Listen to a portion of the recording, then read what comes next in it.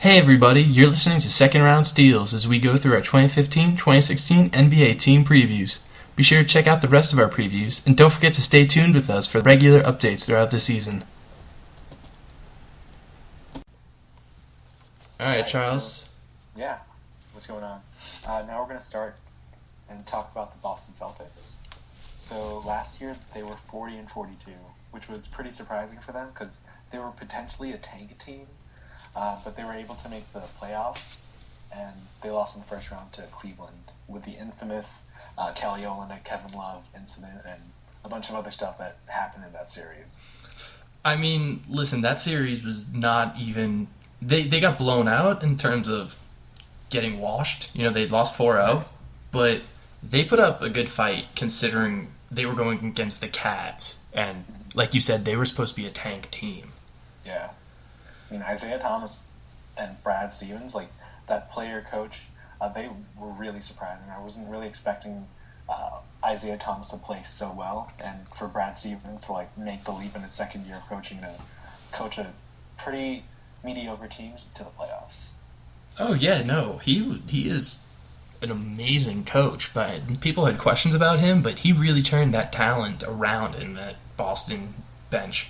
Like, you had a bunch of players that nobody really wanted to deal with or didn't want to give playing time to, and he made them into a very, very good team almost overnight.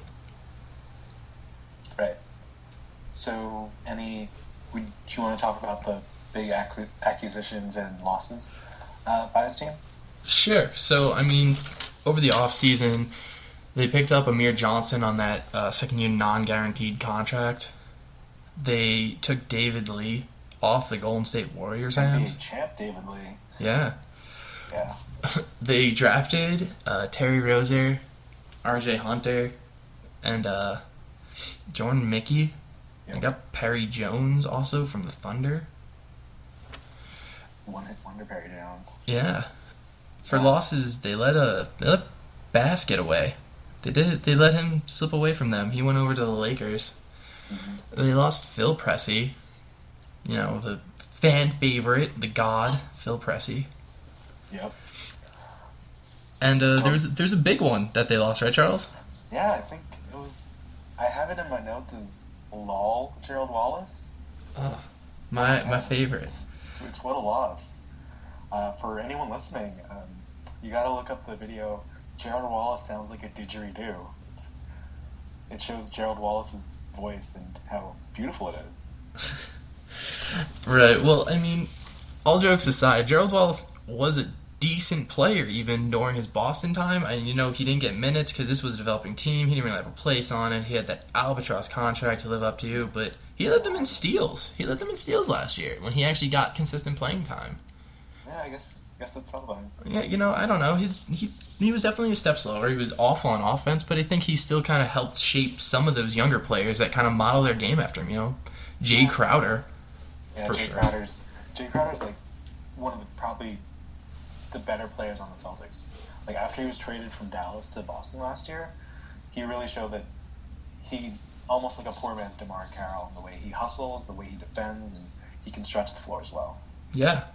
So, how does this figure into the starting lineup of the Celtics this year? All right, so the lineup, I'm pretty sure they're going to be trying out. They have their point guard, Marcus Smart. Shooting guard, still going to be Avery Bradley.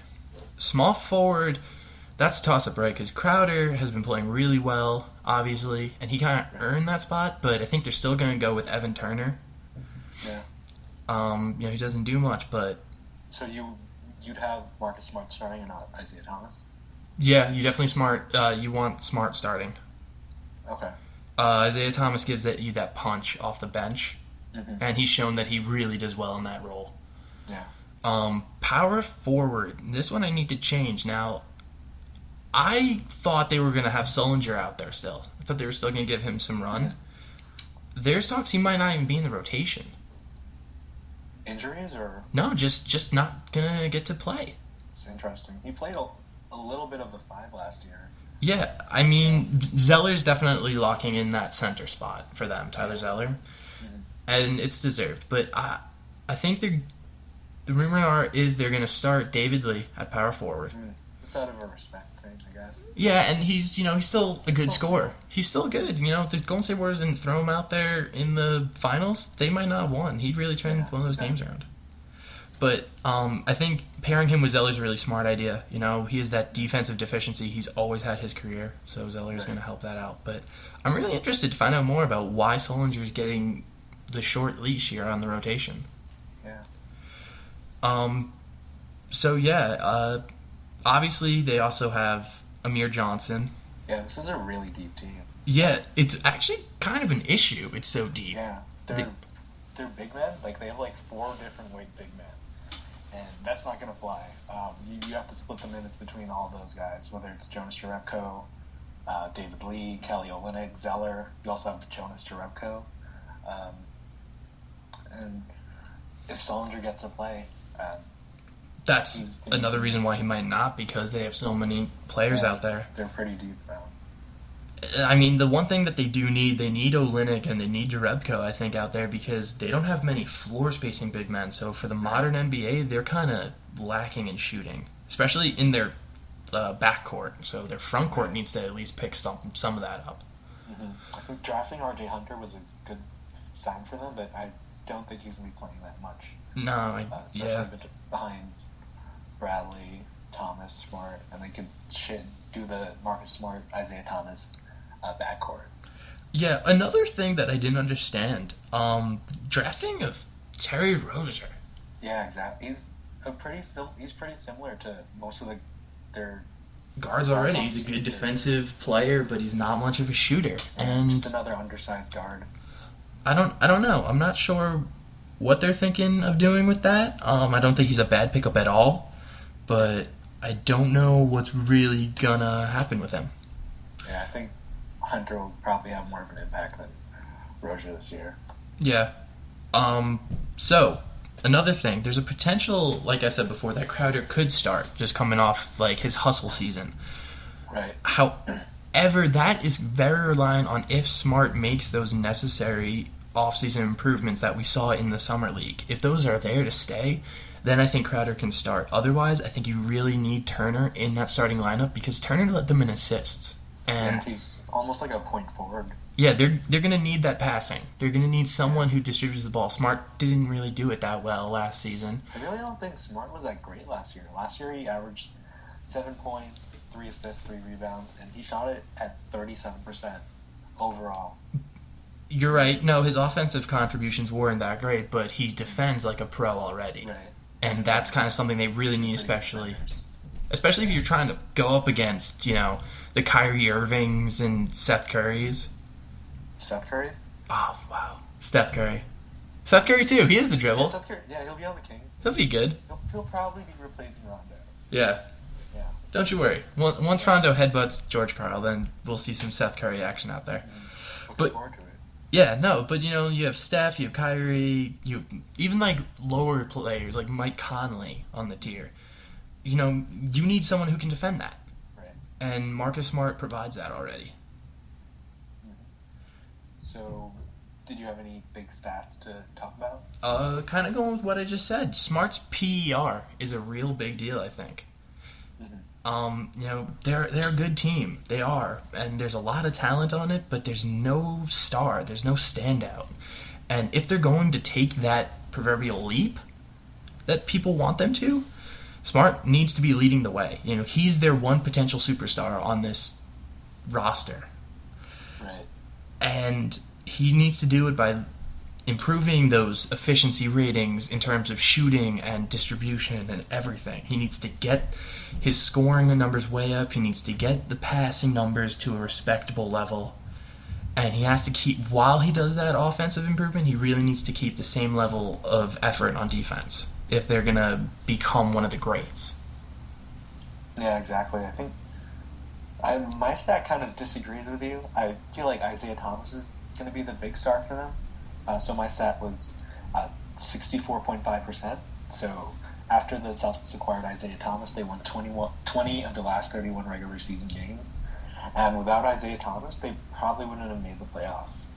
I think them acquiring Isaiah Thomas was like almost a freebie from the Suns. The Suns didn't really want him anymore, even after he signed. Yeah, they had that whole contract. mid-season midlife crisis Yeah, meltdown. they traded Brandon Wright for him, so it was definitely a win for them. But Isaiah Thomas is a really good scorer. He's very spunky in the way he plays. But like you were saying before, that backcourt rotation is going to be pretty heavy. I agree that Isaiah Thomas is amazing, and I've loved his game for a while. Mm-hmm. But I think he really serves that necessary spark plug role, and there's no disrespect in that role. Like kind of like a Manu Ginobili Right. or Jamal Crawford, but better than Jamal Crawford, I think. Mm-hmm. I think he can really add to the team by coming off that bench because he has a lot of defensive issues, not because he's a bad defender, but because he's just smaller. He's diminutive. Yeah. And he'll rip apart second units of most teams. I think you put him on the floor with those second units, and he'll just grind and tear his way through them. He's a great player, and I expect another great year from him scoring-wise. I think Sixth Man of the Year is his. Yeah, for sure. I mean, if he doesn't replace Smart in the starting lineup right away. Right. I'm not sure what's going to happen with that. I know Brad Stevens is really committed to the rebuild. Danny Ainge, I mean, there might even trade Thomas because he's their one amazing trade chip, but they have so many trade chips out They there. have a lot of draft picks. Yeah, and we've seen Danny Ainge is not above making blockbuster deals. Exactly. So big picture for this team, what do you have them doing this season? I mean, they're really in a very comfortable position where a lot of their players are still developing, like you're saying with Smart, Thomas, them drafting Rozier and RJ Hunter. They have a lot of good young players, so there's not really any push for them to make the playoffs again this year. And the thing is, they also have another Brooklyn Nets draft pick, and the Nets will probably not be a great team this year. Exactly. They have a whole bunch of other picks, so if they make the playoffs, that's great. It's great for their development, but if not, it's fine. They'll probably get a lottery pick or two this year. Yeah, no, I totally agree with that. I see it as it's almost a curse as well as a blessing. They're kind of stuck, I think, for this season until they make some big move because they have so much talent that it's impossible for them to be bad, especially in the East. Yeah. But at the same time, all of that talent is kind of biting them because they don't have enough playing time in a game for one player to really log heavy minutes. Yep. And it becomes an issue of finding a go-to scorer, in the clutch moments. Obviously, they have Isaiah Thomas, and I think he's going to be that go-to scorer for them.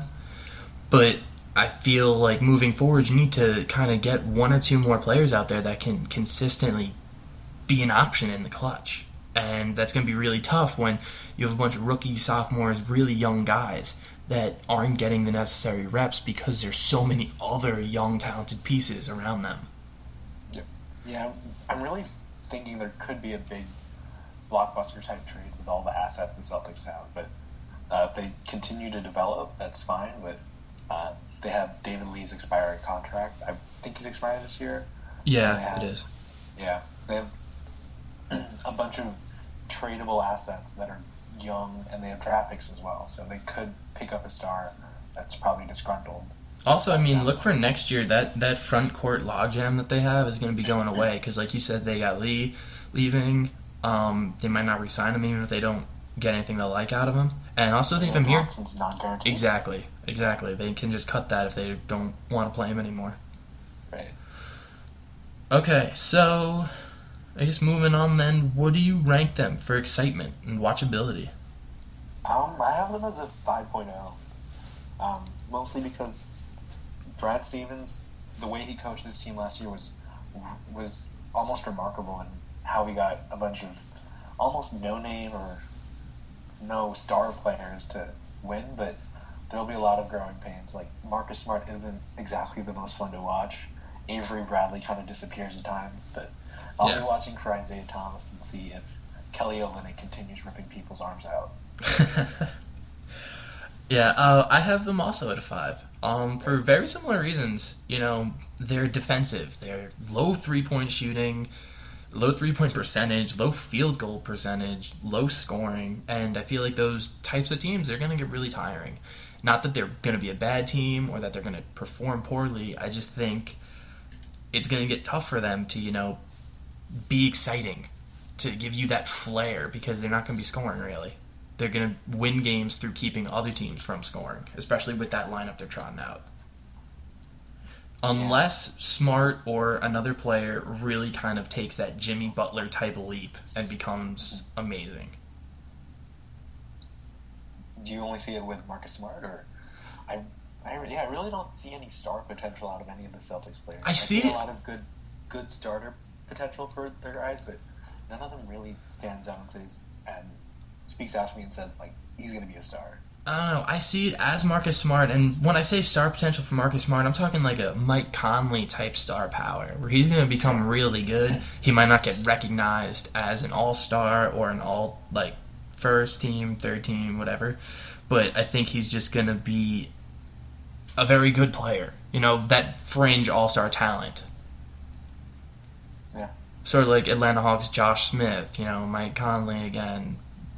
The Right. Gasols on any good year. Okay. Yeah, so talk to me out some social media stats.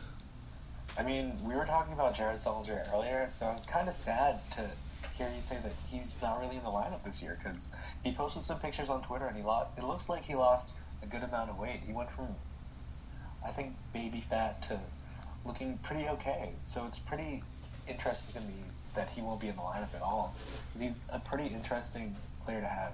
Even though he's undersized, he can rebound the hell out of the ball. He can stretch the floor a little bit, and I guess whether it's injuries or attitude, Sullinger not being in the lineup might spell a trade for him or something's going on. Yeah, definitely. And you're right, it is a shame. He might be able to play more at the 4 this year now. He can offer that little bit of spacing he provides. He's not a great 3-point shooter, but that can develop. But yeah, I hope they get him back in there, especially if he's working so hard to get slimmer. Yeah, I feel like I don't know who I'd choose over him or Stollinger or Amir Johnson. I don't know. It's a tough call. They offer two different things. Yeah. So where do you think this team is going to be this year? Predicted wins, losses? I think they're going to sit about the same, honestly. You have a lot of teams that made huge leaps in the offseason in the East.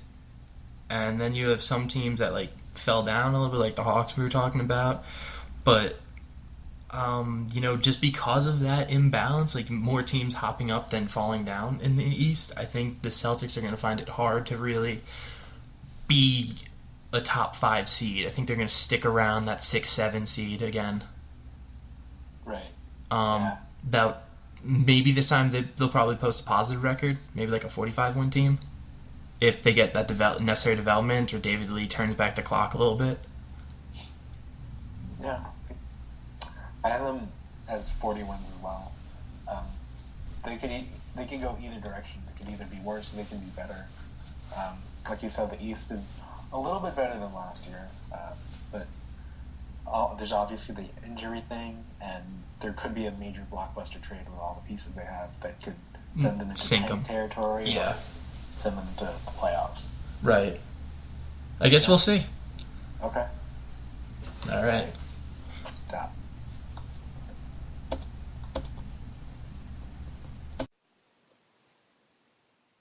Hey, thanks for listening to Second Round Steals, our NBA podcast. Please be sure to check out the rest of our 2015-2016 NBA team previews, and stay tuned. We're going to have a lot of different podcasts, probably weekly, and we'll be there every step of the way covering all the drama, great games, great plays, and highlights of the NBA season. So please be sure to check us out on iTunes, on SoundCloud, and on YouTube for your podcast needs. And stay tuned for more content outside of podcasts, like videos and articles, and even probably live discussions. Thanks for listening.